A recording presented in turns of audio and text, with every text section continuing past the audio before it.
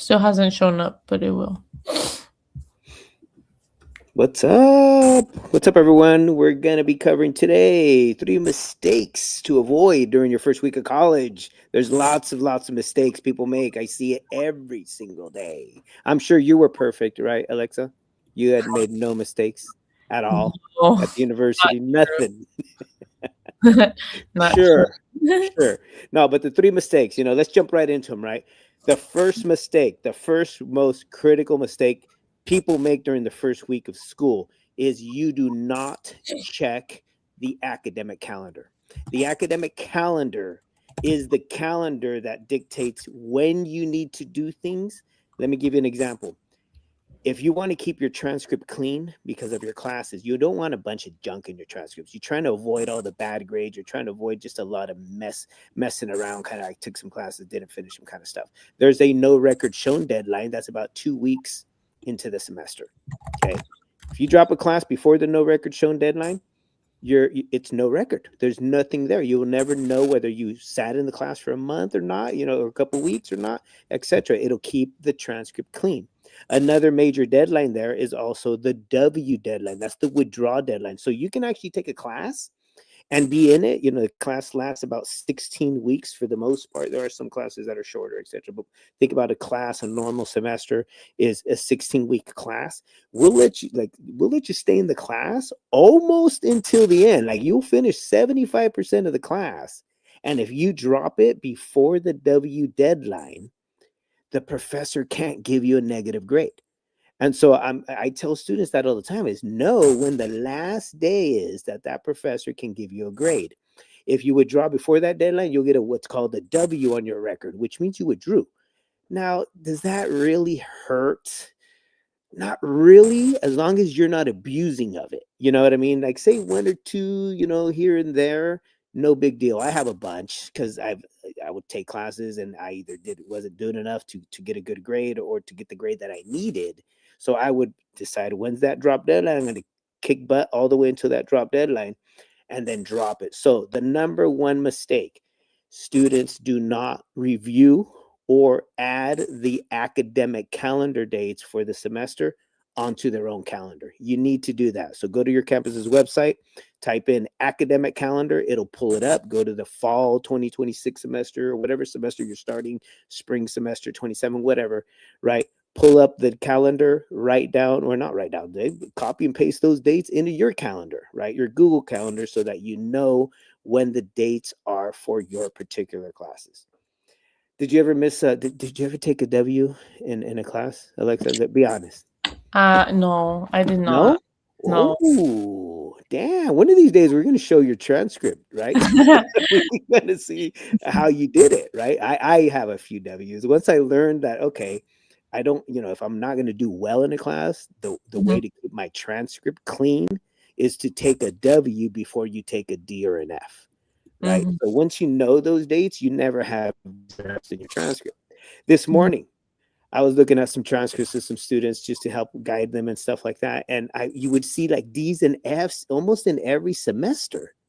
And, Mhm. and my first question, as soon as I get them on the phone, I go, hey, do you know there's like a W deadline that you can totally keep? This kind of looks, it's not bad, but it gives you, people will judge you. You'll judge yourself on those Mhm. types of performances. And so, to avoid that, just know the damn date. Once you know that W deadline, the no record shown deadline, and you know how they work, then you can be more successful. So, number one mistake, they don't check the academic calendar. That's what you have to do. If you're a parent listening to this, you have kids that are in high school or in college, they need to check the academic calendar, and you need to check the academic calendar to make sure their transcript stays clean. Okay, Yes. so what are other mistakes that you can make right away in the first week? Well, making changes last minute. Oh man, working with students, I work with thousands of students, and sometimes the changes are like unnecessary, sometimes they're necessary. But when you make them at the last minute, like I helped a student today, it's 3 days, it's about 3 days the semester is going to start. That is like super late. Yeah. we had to trash a couple of her classes because something changed at her job. She couldn't be able to take those classes anymore. So luckily, she was willing to take like online classes, and I was able to assist her identifying two more classes to replace the old ones. And luckily, they had like 2, 3 seats open. Wasn't the subject that she really wanted to take, but it completes the requirement for Mhm. that area. So it's like, dude, you're changing classes this late in the game. You're just gonna get what I can find you. You know what I mean? And so, is she gonna still make progress? Absolutely. Was she able to change the classes? Yes. But when you do that last minute, there's consequences. And so you want to make sure that you make as little changes as possible when school's about to start. And so usually you're doing classes about 3 to 4 months prior to the semester beginning. That's when you should make the changes. That's when you should lock in your schedule, etc. Make sure your employer knows that you're not changing it once Mhm. school starts, because you're on the school calendar. So second mistake, again, making enrollment changes last minute. And then the third, right? The third is waiting too long to ask for help.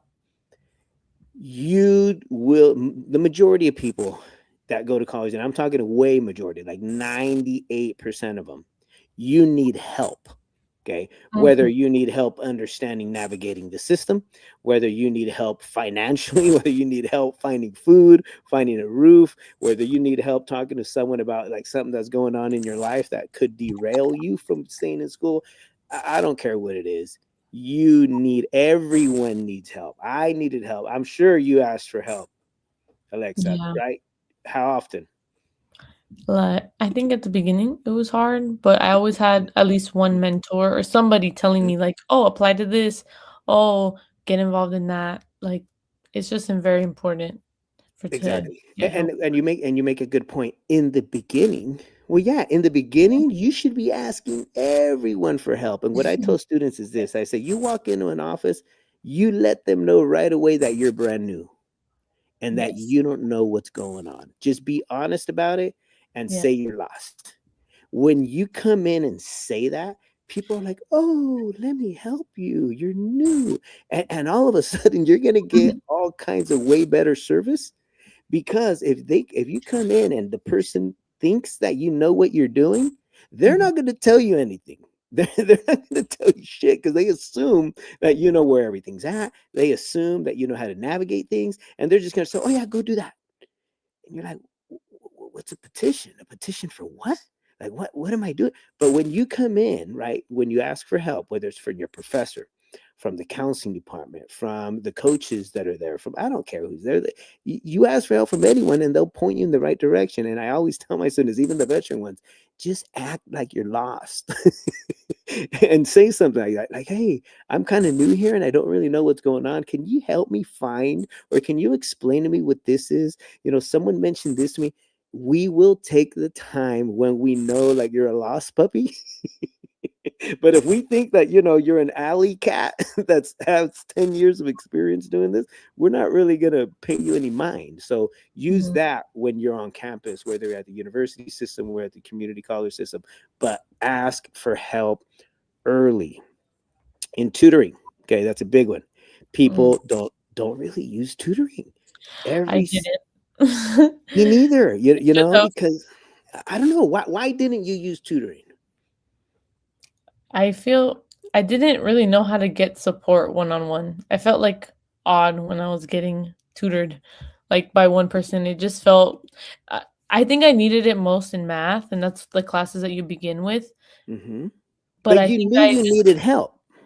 I know, but then I think it would always work better to just make friends in the class and then study with them versus trying to get a tutor, because I think the struggle and like we teach each other and that teaches you as you're teaching your I think that I'm just more like peer, like I want to work with the other students more. Do you think that's a good excuse we make up?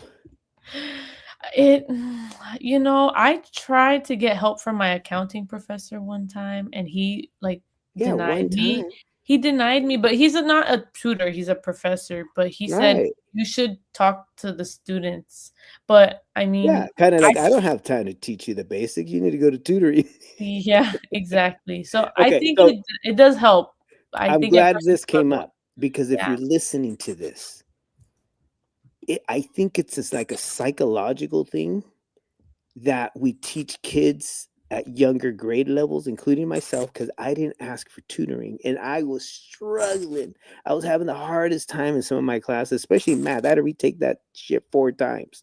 Okay. mhm, And I got a C. And I know I didn't learn everything that I should have learned. I think the professor felt sorry for me at the end, yeah, right? And so I think if you're feeling that, you got to you have to look deep down inside as to who taught you, right, or yeah, what taught you not to ask for assistance in learning. yeah, Something happens to all of us in our K-12 education and our family dynamics and everything that happens where I think a lot of us, especially, well, at least I can speak for myself, I think there's something deep down inside of me that says, don't go to tutoring because you feel stupid. mhm, It's more of a confidence thing. It's more of a pride thing. And it has nothing to do with that because I know students who go to tutoring. I can easily tell on their transcript who the mm, hell went to tutoring. And the reason I can tell that is I see just straight A's. And when I see straight A's, I'll ask the student in the counseling appointment, I go, hey, what resource did you use? Do you go to tutoring? So, oh yeah, I got online tutoring for statistics. I got mm, in-person tutoring for my English. I would take my papers in and they'd review them and then tell me blah, blah, blah, blah. And then I'd go to this class, the computer science class, where I didn't know anything about technology, but there's someone mhm, there that's going to teach me the basics. And I'm like, oh shit.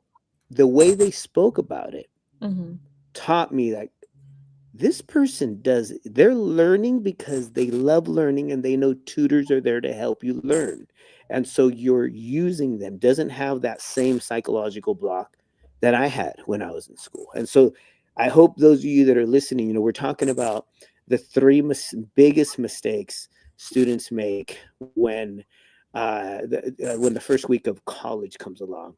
And mhm, that third one is asking for help, meaning going into the writing lab. If you don't know what that is, go see what a program. Say, hey, where do I get some help with writing? Where do I get some help with math? Where do I get some help with accounting?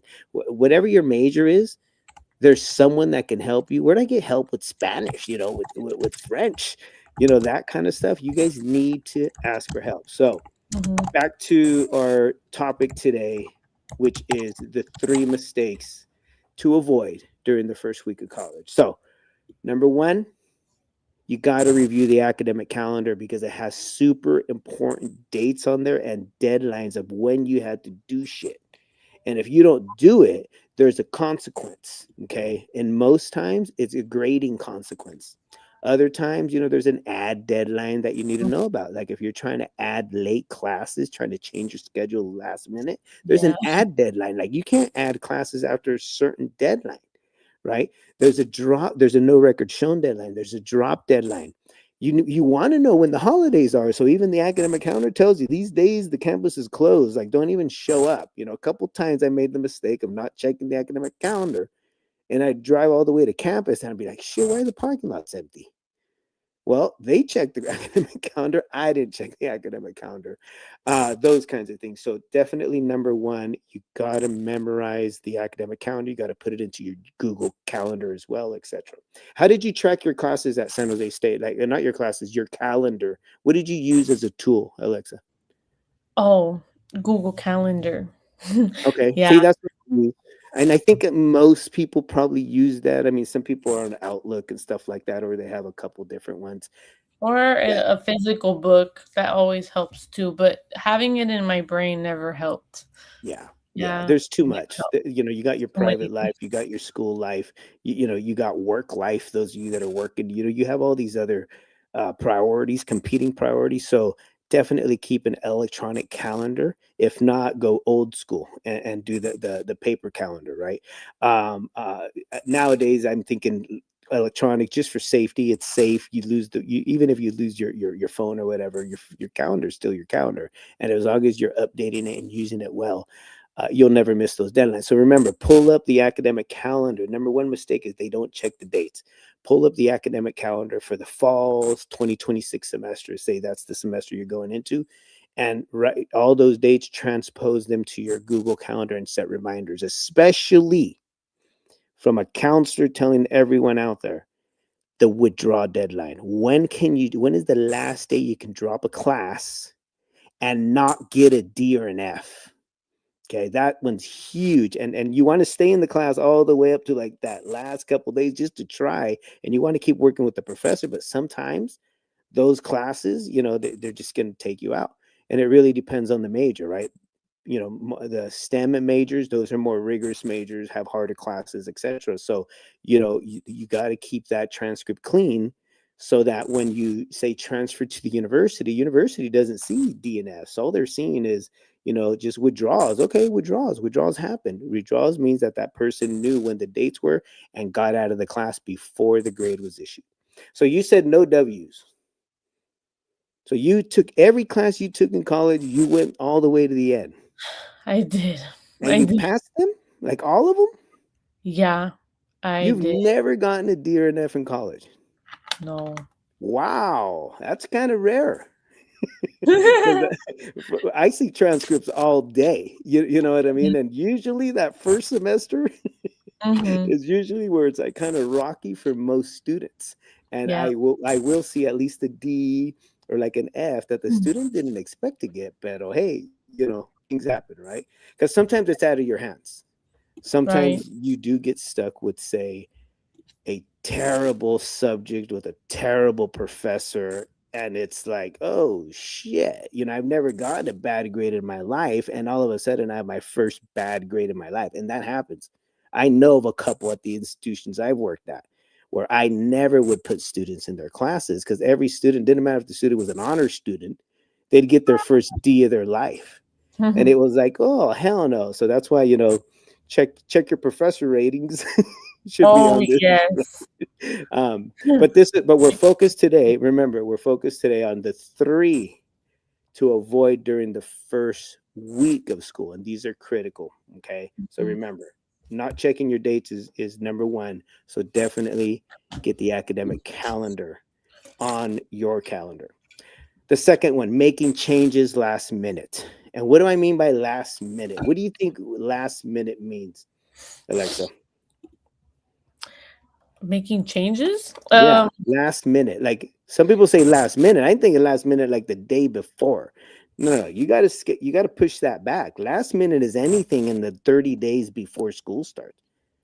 Mhm. That's last minute. And now the closer you are to school starts, now you're like, dude, you're really blowing it. Like if you're making changes a day or two before the Mhm. semester starts, you're like at the tail end of, you're super, super, super, super late, Yeah. right? Now, that doesn't mean we're not going to help you.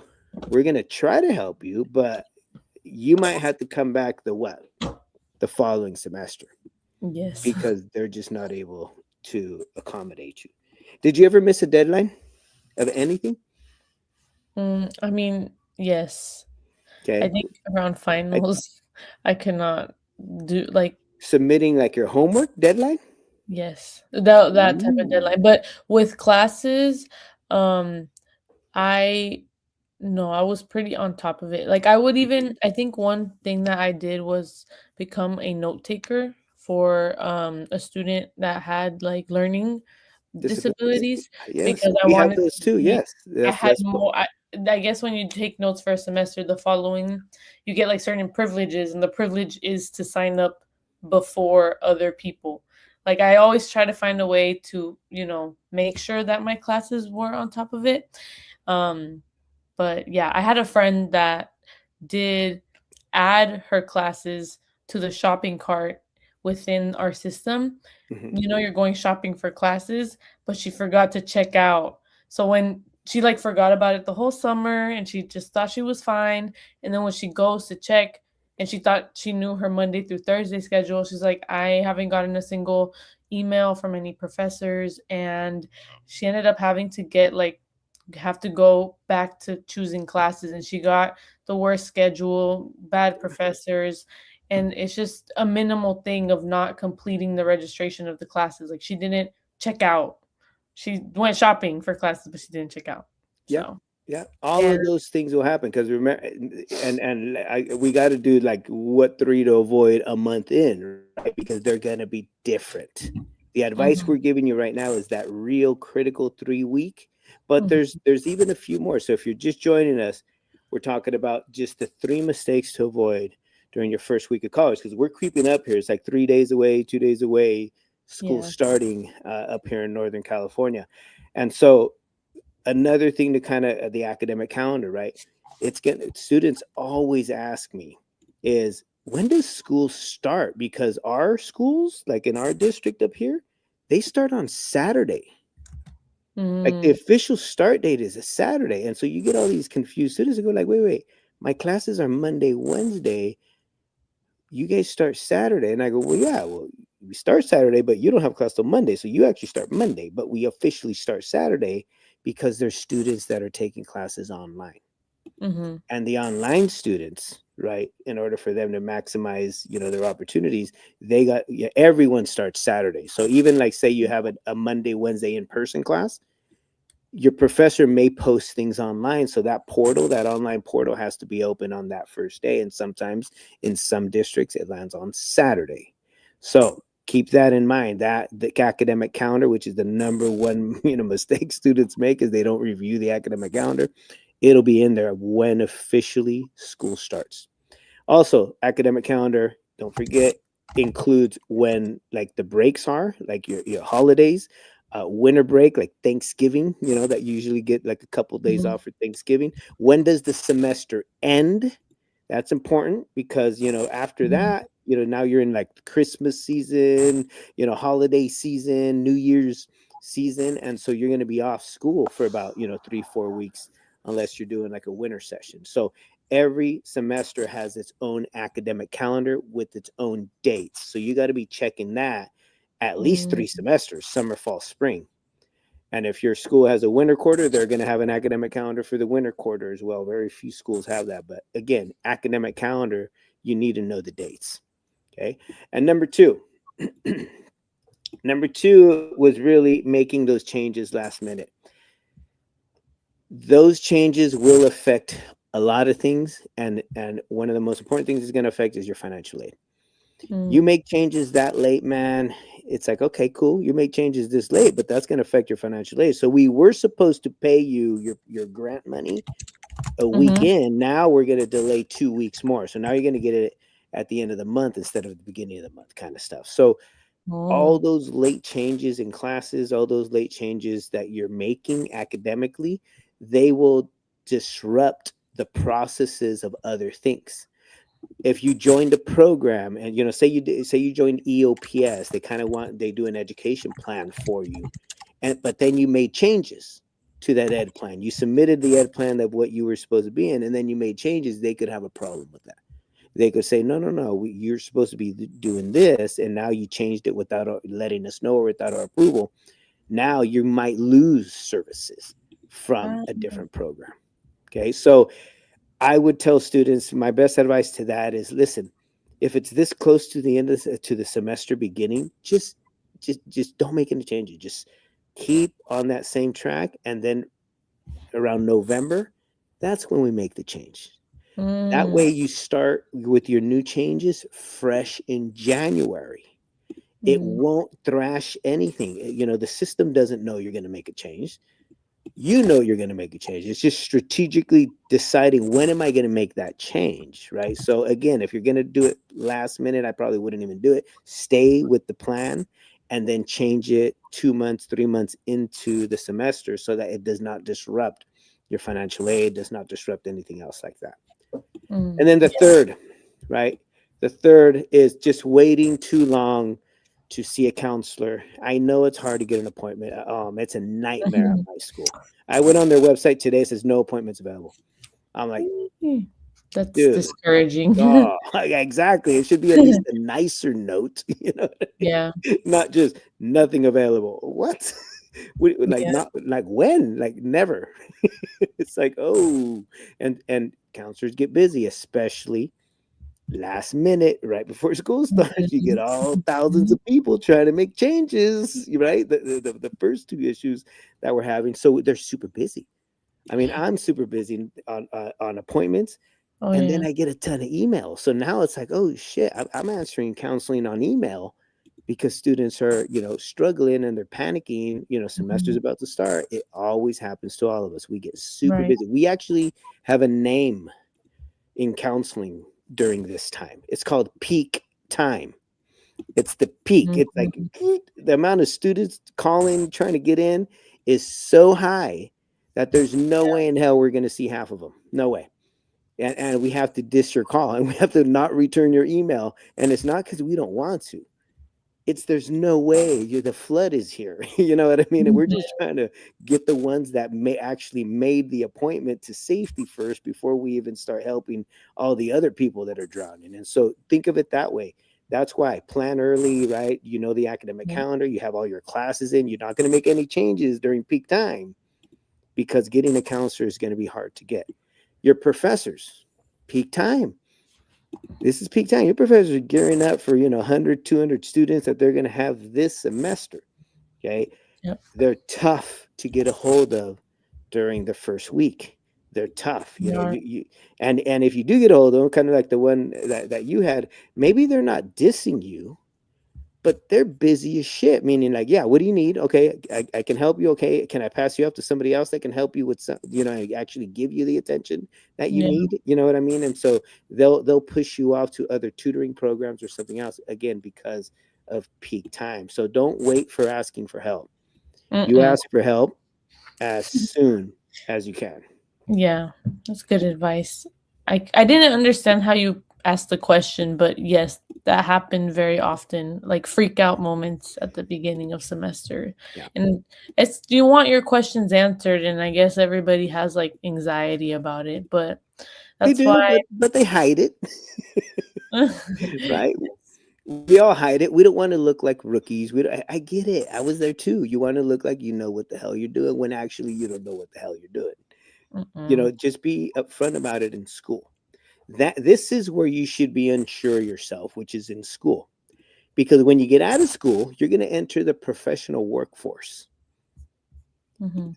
You need to get all the mistakes out in school so that when you're entering the professional workforce, you're not making those same mistakes you made in school because now you're getting paid.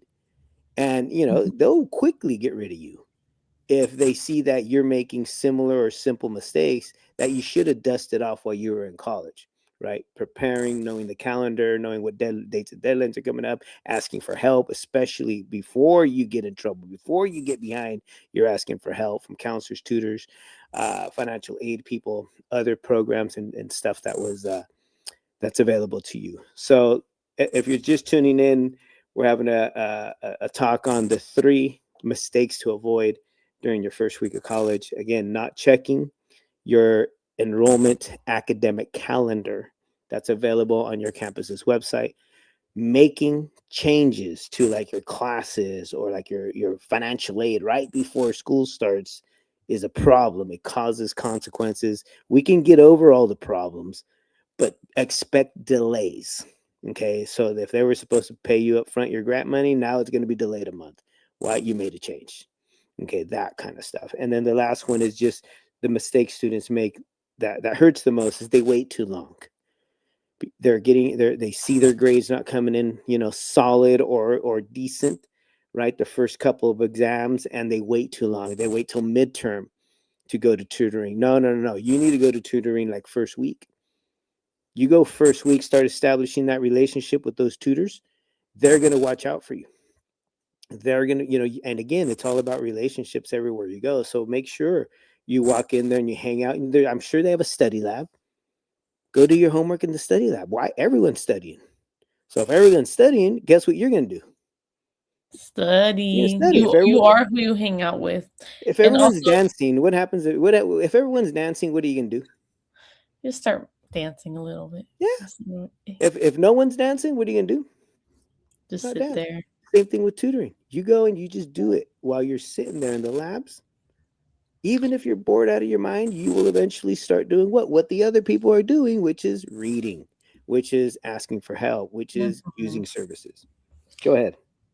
I think a way that it helped me, like, not be so intimidated by these adults that, I just like to call them my academic tios and tias, which for people that don't know Spanish are is like aunts and Aunts and uncles. uncles. Like, you really need aunts and uncles on your side to make you feel better, but they're not your parent, but, like, they're people that will look out for you at school, so that helped me, like, feel better and, Yeah, like, 'cause yeah, I don't know, at first it's just weird to, like, even know how what type of relationship or, like, how to approach somebody like that. So, right. So why don't you just say, yeah. "Hey, I'm new, and I'm kind of lost. Is this where I get help? With like some of my schoolwork?" And just Mhm. see my face. I'm used to doing that wherever I walk in now. I walk into the post office. I do the same face. Man, they Oh. help me so much more.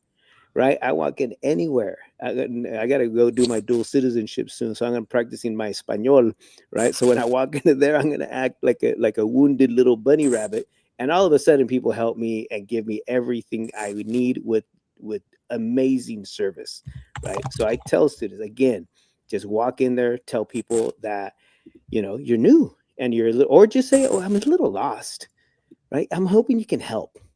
Mhm. That right there, forget about it. Usually people will stop what they're doing and actually help you. Counseling, I told students, I go, hey, you want a counseling appointment? Go talk to the admin assistants, but bullshit with them. Don't just talk to them asking for an appointment because that's what everyone asks. I go, no, you bullshit with them. Just go, hey, that's an amazing looking, cap you got on. Compliments go a long way. Eventually, guess what? You're going to be able to get counseling appointments that no one else can get with the best counselors because guess who knows the calendar? The admin assistant. Guess who knows the counselors? The admin assistant, right? So, Yeah. that's where you got to work it sometimes in school. And so, again, you got to ask for help from the administrative assistants. You got to ask for help from the classified staff, from the professors, from the counselors. Some people are going to help you and be ready because some people are not. I think you shared earlier what happened to you? You asked for help, and what happened? I asked for help From when a professor or something, and you felt like they Oh, he just rejected you? redirected me, and I felt so disregarded, but, I mean, Yeah. I think he was just saying, "You need to look for tutoring," and I was like, "Ah, okay, valid." But also, I wanna say on YouTube, Claudia 6644 said that you were her counselor at Sac What's that? City. Orale, Claudia. I don't want to Yeah, say your last name because I think I know who it is, but again, I've had like in 50 Claudias, right? in So, 2008, in 2008. Yeah. ah, only 8 years ago. Claudia, I hope you're doing well. If you need my advice, you know where to find me, right? Yes. También, those of you that are out there listening, if you want a virtual appointment with me, 30 minutes to kind of get you on track or tell you exactly what's going on with, like, say, your academic path or change academic path, just please reach out on any of our social media platforms.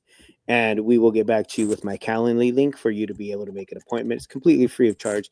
We do that because we know you need the help, and sometimes it is not clear what the pathway or the resources are at the school you may be attending, and we can advise you on any school. I mean, I advise students out of state because they're not getting the help they're getting. I advise parents from New York, and I'm sure some of them are listening, that out there in New York who have kids in California schools, right? So Mhm. like imagine that you're a parent in another state and you don't understand all the bullshit California does. So you're lost because the colleges and universities aren't going to tell parents anything because you're not the student and the student isn't a minor. And so those kinds of things you want to make sure that ¿Qué onda, Claudia? Hi. Um, that you want to make sure that you try to understand the system. And I think what we're doing here is really talking real talk about how do you survive this thing called college, because most people unfortunately will drop out of college. Lots of people enter, lots. So there's an admission rate, enrollment rate is not a problem.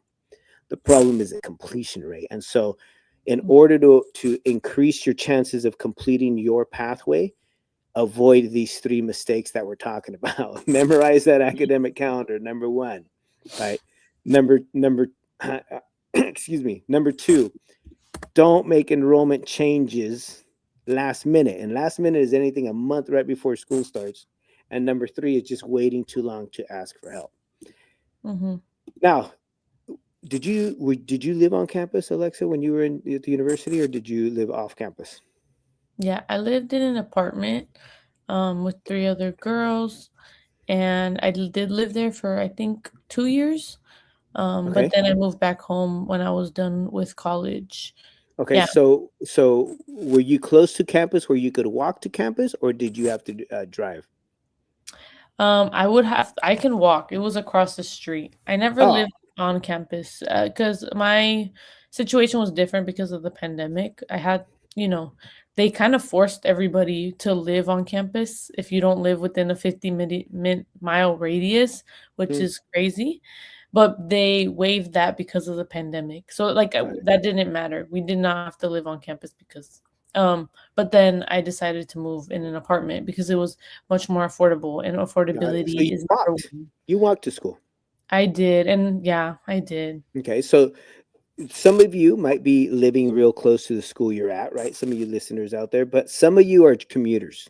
Some of you, your school is a commuter school, meaning that people drive in and don't live on campus, right? Mhm. Community colleges, like 98% of them don't have dorms. So they're all commuter schools pretty much, right? So Yeah. meaning you have to drive. No joke. You need the first week of school, you need to show up an hour early, Oh, yeah. minimum. Minimum. If you think you're going to show up, 10 minutes before class and park, I'm laughing right now at you. Why you're not going to make it. You're not going to make it to class. And if you're not there the first day, I'm Yeah. sure it's everywhere the same rule. What happens, Alexa, if you're not there the first day?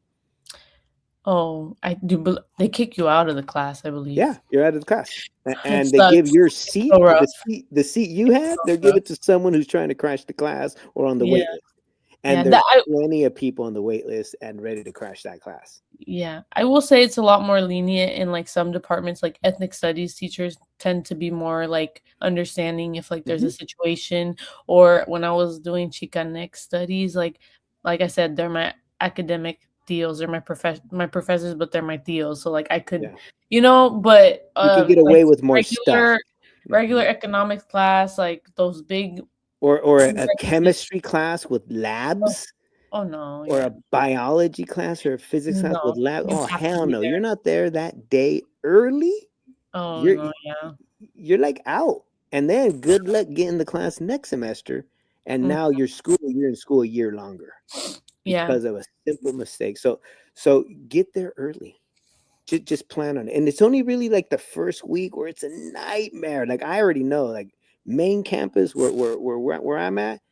Oh hell, dude! On Monday, I don't even want to go to campus because their students are parking in the faculty lots because there's so many of them trying to get in and get on time to Yeah, school. They're parking illegally. Everyone's getting cited. They park across the street. Everyone ends up with like $70 to $80 tickets.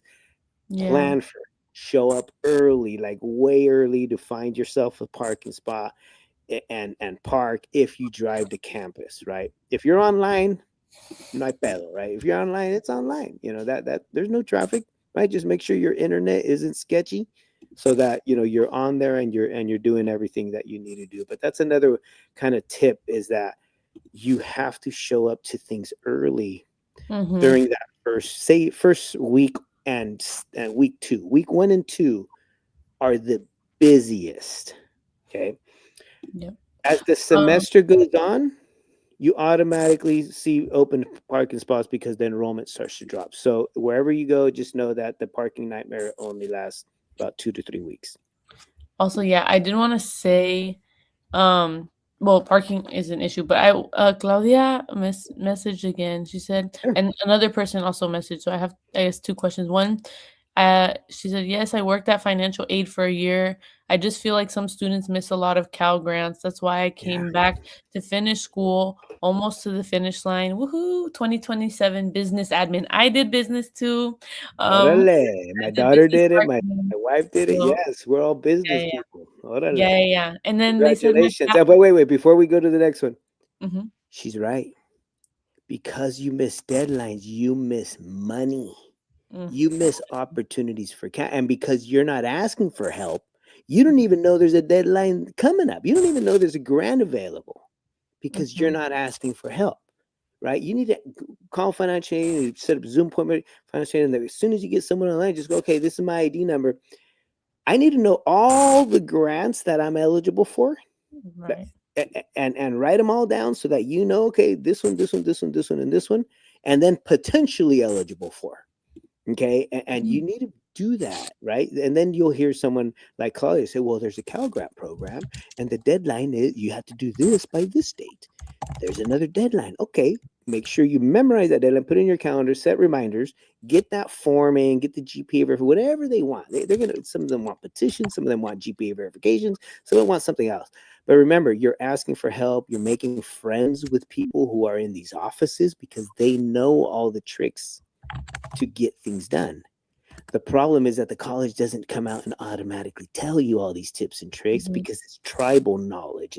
It's knowledge that, it's secretive, that because if everybody knows it, then, mhm, then it becomes even more of a nightmare trying to get things done because there's not enough resources for everybody. So think about that as you're mhm, learning how to behave in an environment like higher education so that not only you survive, but you also understand that, hey, there's this game that we're playing here, there's these rules that I don't understand, and when you don't understand the rules of a game, the odds of you winning it are low. mhm, That's what we're all about. That's why we're talking about today, the 3 mistakes to avoid during the first week of college. To recap before we get to that last question, is you got to check the mistake you make is that you don't know the academic calendar dates. So that's the mistake mhm, students make. You got to make sure you pull up the academic calendar right away, get those dates, understand those dates, ask people about those dates for every class that you have. The second one was making enrollment changes right before school starts, and what that means is anything within 30 days before school starts, you start changing that schedule. That's going to have impact on everything. It's going to have impact on the programs you're applying for support. It's going to have impact on your major, on your general ed. It's going to have impact on your work. It's going to have impact on your financial aid. Okay, so mhm, you making last minute changes delays a bunch of things, and it might even eliminate some things. So be cautious. Ask your advisors, your coaches, your academic coaches, your professors, your counselors, the financial aid people. You got to ask everybody, and you got to mhm, ask them the same questions because you'll get different answers. And then when you get different answers, you got to ask those people again to clarify why you're getting different answers. Okay. mhm. Just know that's part of the culture. It doesn't matter if you're at the university level or at the community college level, it's part of the culture that you have to master. All right. What was that other question?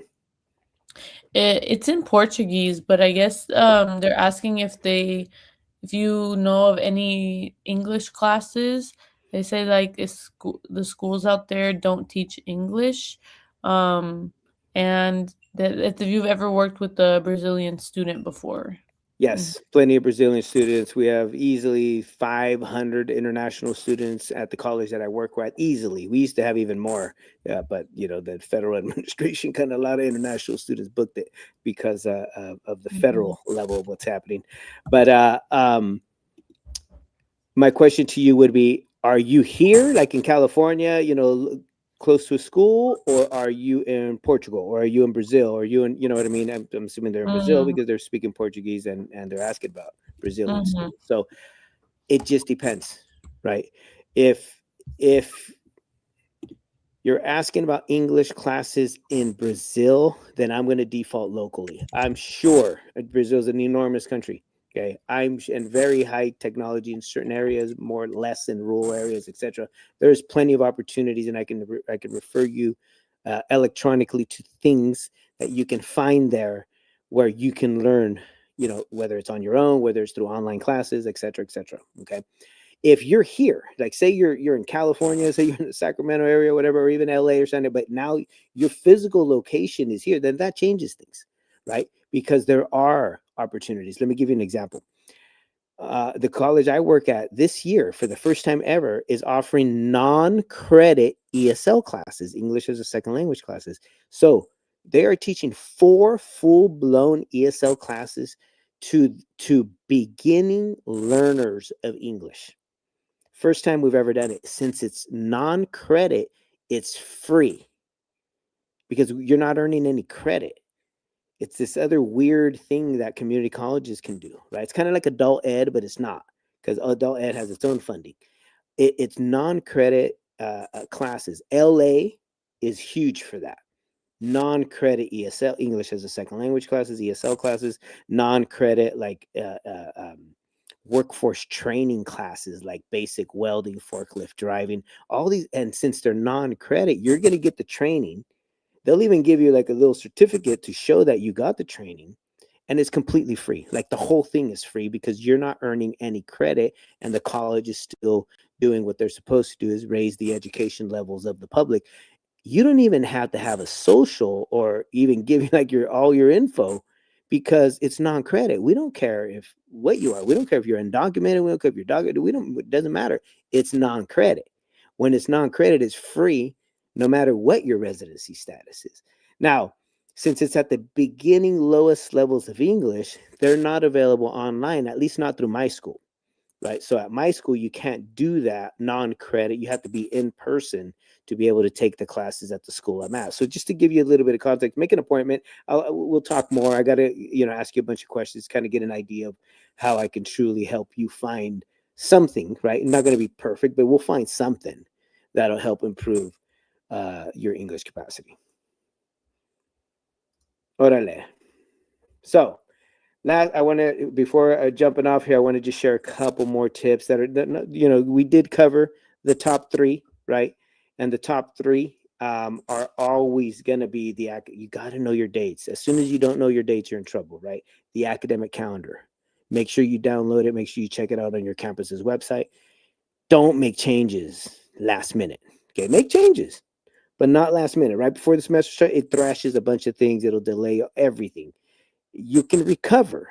You'll recover, but it's just not going to come when you thought it was going to come, right? So the service or whatever you're changing, it does mess things up a little bit. Try to make those changes over a month before the semester starts. So if the semester starts August, you're doing your last minute changes in July, right? And that's last minute too. You know what I mean? So because you're supposed to do everything like 3 to 4 months prior to the beginning of the semester. And then the last one was waiting far too long to ask for help. You need to ask for help week 1.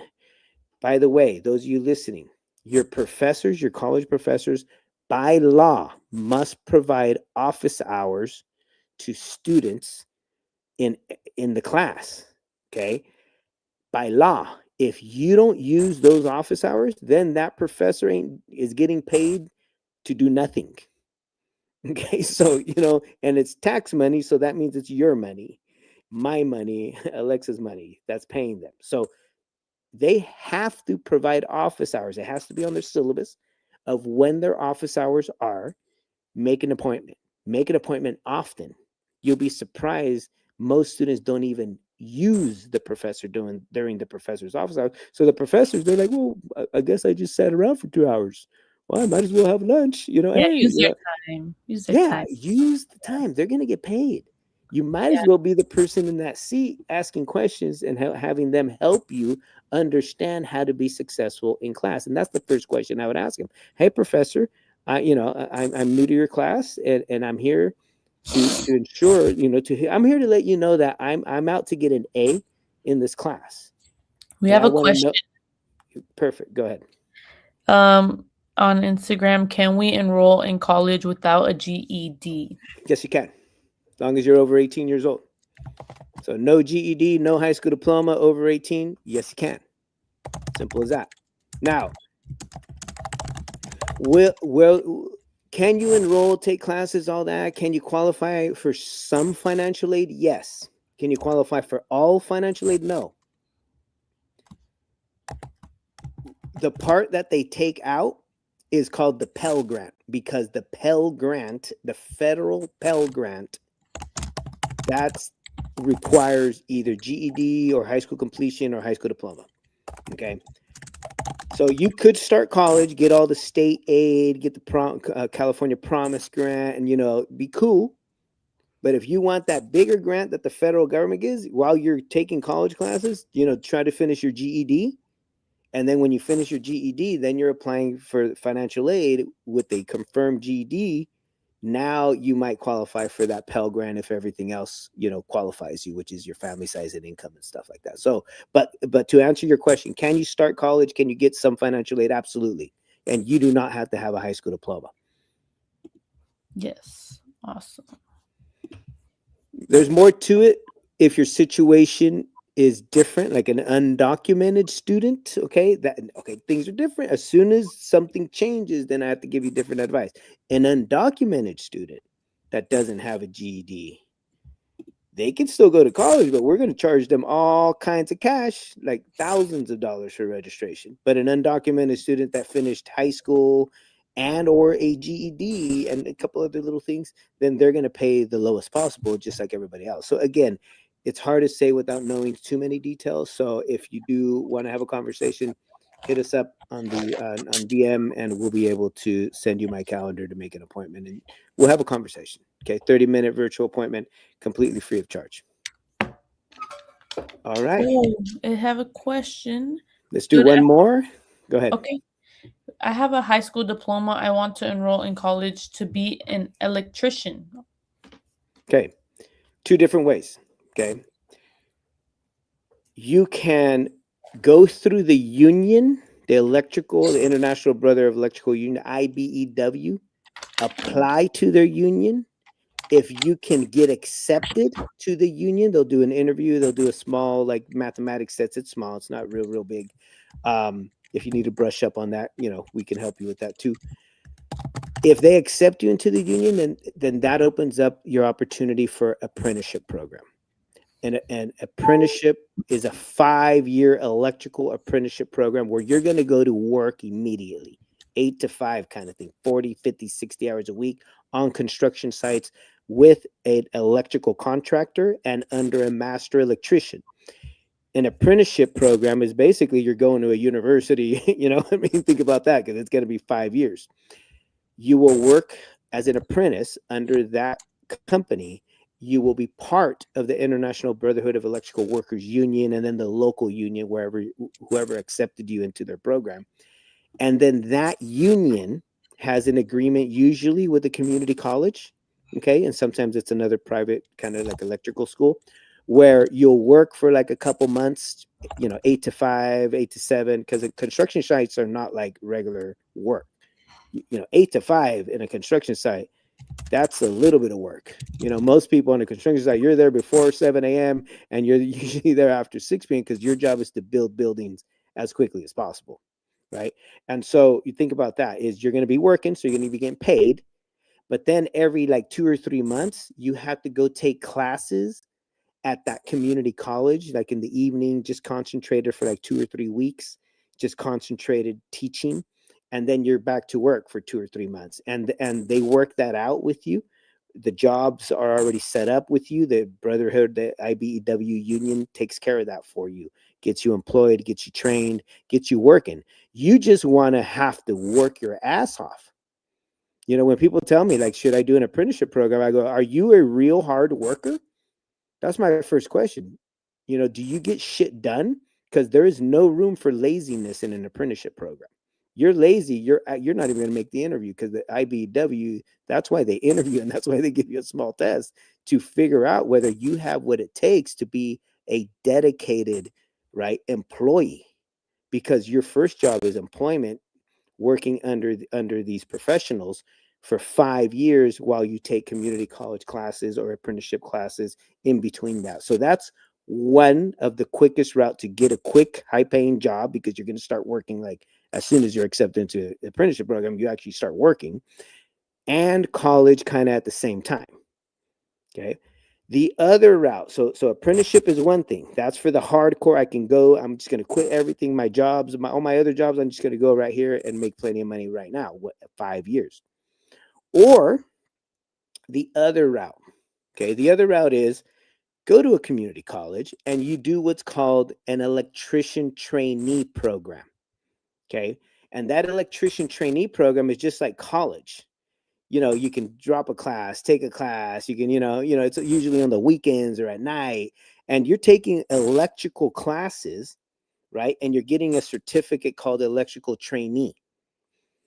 Once you get that certificate, and it takes about 2 years, 3 years to get that certificate of just electrical trainee classes that you took at the local college. For example, American River College has electrical trainee and apprenticeship. So they have both there. You can just like me, I don't want to be an electrician like right now. So I'm just going to take electrical trainee classes little by little until I finish that certificate. Once you have that certificate, if you want to become that electrician journeyman, like the high level electrician, like the apprentice, once you get that certificate, you can go work for an electrical contractor who's tracking your hours working with electricity. So you're still going to go work in construction with an electrical contractor. And once you rack up, I think it's 8,000 hours, which is about 4 years of work hours. Now you can go take the test to be a journeyman. So whether you go apprenticeship, hardcore 5 years, or you go electrical trainee and then go work on your own after your trainee certificate for whatever amount of years to get 8,000 hours, both routes end up at the same place where you'll be a journeyman electrician. And that's like the first hardcore level that most electricians are trying to get to, a licensed electrician. That's what that's called. That electrician has 8,000 hours of work and some college classes in their belt, and there's those two different ways to get there. Okay, do most community colleges offer completion grants if students take 15 units? Okay, so there's a type of grant through the California Student Aid Commission called completion grants, and those are for students that are trying to like get through the system way faster by taking at least 15 units per semester. There's a couple other qualifications that you have to fulfill, like meeting deadlines, back to the academic calendar, financial aid calendar. But yes, do most colleges, all community, California community colleges, right? Because this is it's part of the California Student Aid Commission.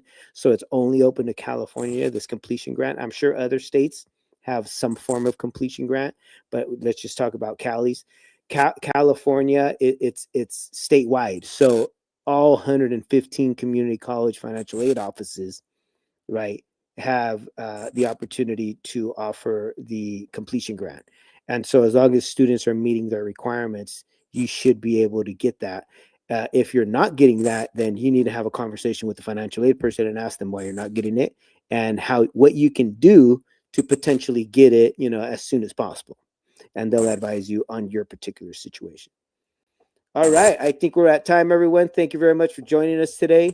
For like we talked about earlier, it was Thank for you. your 3 mistakes to avoid. Alexa, thank you for chatting with us, and we'll Yes. catch you next Wednesday, same time, Awesome. same places. We are starting. We are just by the way, audience, we are starting our TikTok live feeds that are going to be starting next week, I believe on Thursdays, but we'll confirm that for us to go live on TikTok as well. So thanks everyone Mhm. for joining us. You have a good night.